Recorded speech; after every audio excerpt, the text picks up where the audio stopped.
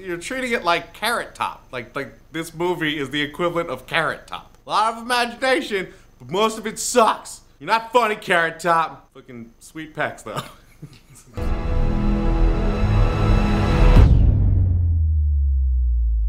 What's up, guys? Welcome to Boss Level 8, where we make fun of movie critics. We're doing Infinity War today, obviously, because, you know, you clicked on a thing that had people from Avengers in it. You know, makes sense.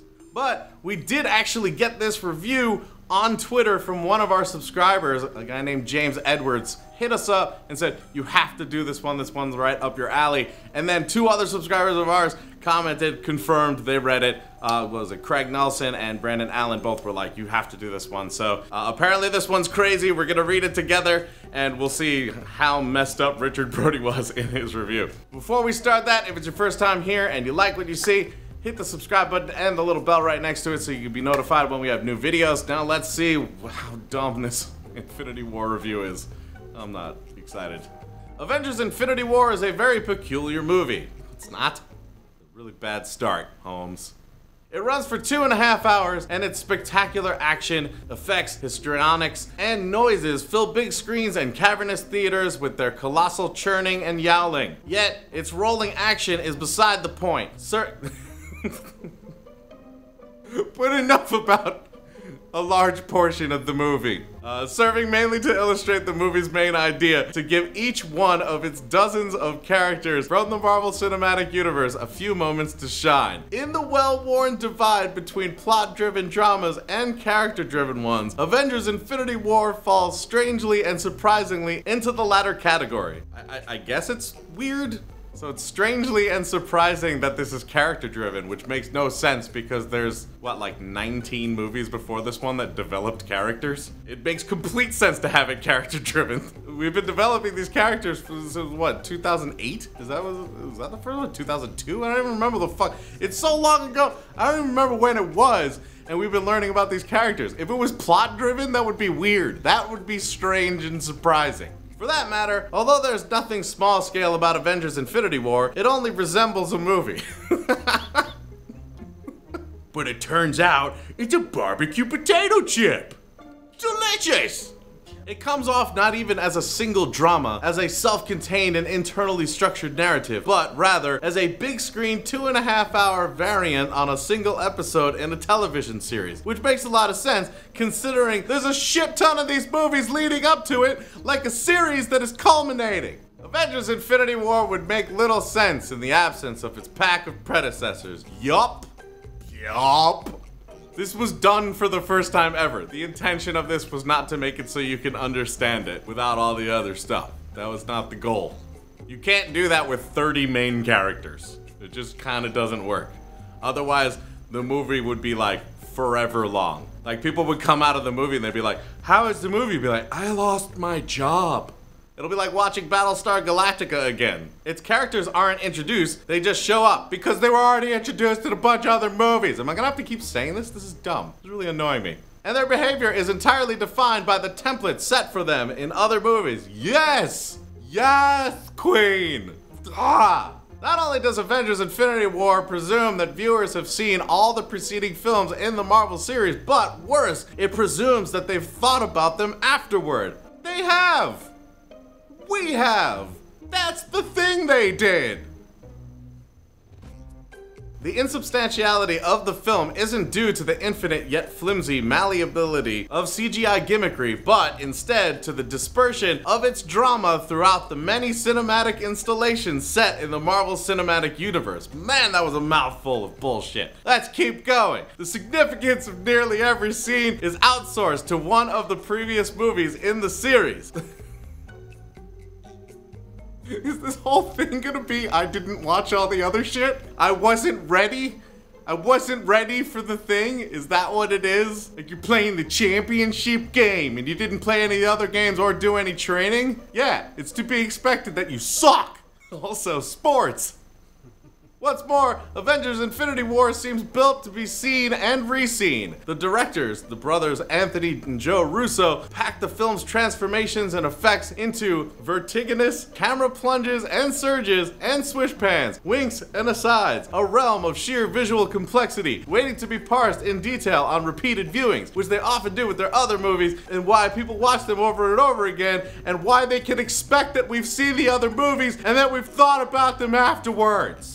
They showed like all of them in a row in theaters before this movie came out, and people went.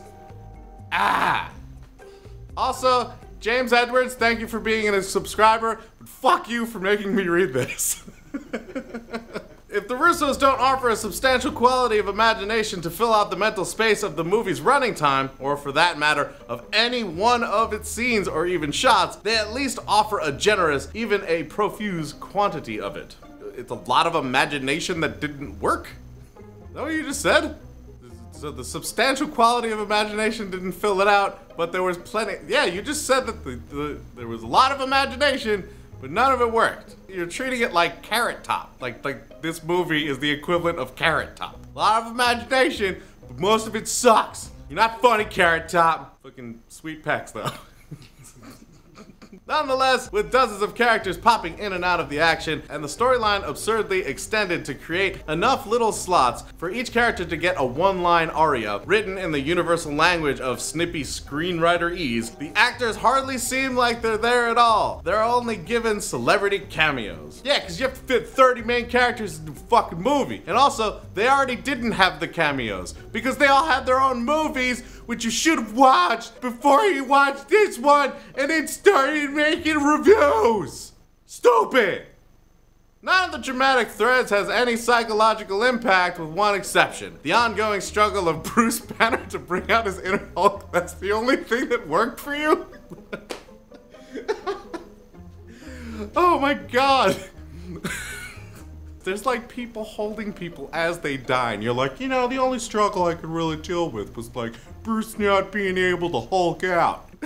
That's craziness. You have no heart. Avengers Infinity Wars favors not a full range of performance, but a style marked by the tone of the voice, the sculpting of moments through sharp diction, which is why the actors who make the strongest impressions in the film are Robert Downey Jr. and... what? I'm sorry, I didn't even read the other name because Josh Brolin wasn't mentioned, and to say the strongest impressions of the film and not even mention him is really weird. So like everything you're gonna say after this is just bullshit. Because you have to recognize the fact that that at least was a major portion of this movie and fairly well acted, even if you didn't like this movie. Also, the character of Wanda Maximoff has been written large, and Elizabeth Olsen makes something distinctive of the role. It's so interesting how like critics, your way of being objective is to never say that something was done well. It's just like, that was something somewhat distinctive, sort of.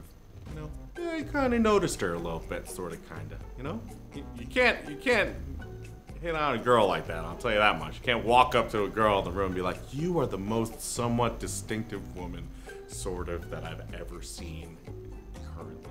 With her low-key, nearly neutral manner, she offers a virtual mumblecore, off-the-street authenticity among the gloss of more polished movie stars. I guess that's a better compliment, but it's literally saying that because the other movie stars are more polished and better at acting, like her being like not as good as acting and a little more fucking street for the kids, like it was a breath of fresh air and she stood out. Actually, that's kind of an insult. You're a dick.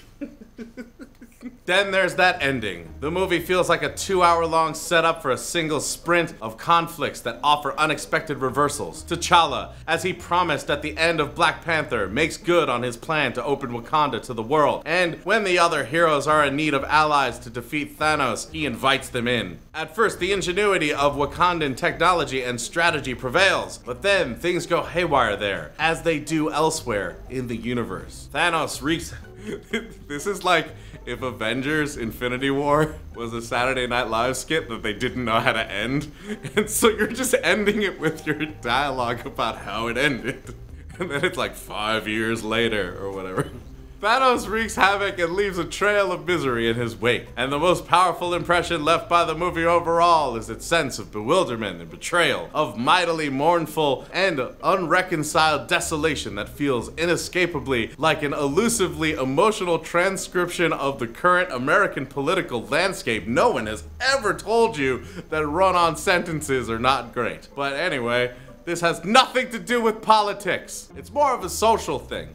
I know you can't have politics without social, can't have social without politics, I get it. But this has nothing to do with the American political landscape. Even the title suggests a comment on the current state of American foreign policy, and fuck you. Don't you dare try and make Avengers Infinity War about America's dealings with foreign nations. That's stupid and really annoying. Stop. You're not gonna stop. But that ending is also a narrative cheap shot because it doesn't feel like an ending because there's another movie. It's not an ending. There's another movie. It feels like the turning point of a movie that is about to enter its heroic final act. Yes, because this is the first of two, which in this case will instead be the sequel. Yes. Why was any of that in your review? It feels like what it is. Yeah. Playing what's in the box and like getting it right. It's like, this feels like sandpaper. It is sandpaper. I win. The ground rules governing the film's superheroics are undefined and limitlessly malleable. Infinite powers mean infinite dramatic possibilities, and none of the limitations by which real lives and choices are constructed and compelled. You might even say that it had a lot of imagination, but of course all that imagination fell flat, according to you. Except for Bruce Banner trying to Hulk out. That hit the mark. All the other stuff, giant purple guy with the green daughter, nope. Just Bruce. The only thing to hope for is a little meta playfulness. If the producers had a sense of humor, they might give so much humor in this movie. I know they didn't write it, but like, what do you want? They might give Thanos, with his infinite powers, the ability to control even the Marvel Cinematic Universe itself. No? That's Deadpool.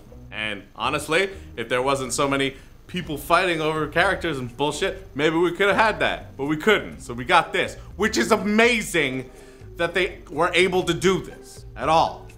But I agree it'd be awesome if Deadpool could do that. But that's not what happened, and that's not what's able to be done. Imagine, for instance, a world in which he could go back in time to re-edit Avengers Infinity War and make himself come out not the villain, but the hero, which is very similar to how he was talking, because he actually believes he is the hero. You didn't even watch this crap. You didn't even understand it. You were so busy trying to naysay it and make it political, which everybody tries to do for some fucking reason. This is a story that's already existed. It's done a little bit differently. The fact of the matter is, it leads up to this amazing thing with all of these other movies. It doesn't even matter if you don't like it or do like it. It matters that you should just go in understanding that if you don't see all that shit, you're not gonna like this or get it. Why did you watch this from the standpoint of not seeing the other crap that's so annoying? But what did you guys think of this review? And what did you think of Avengers Infinity War? Totally curious what you thought.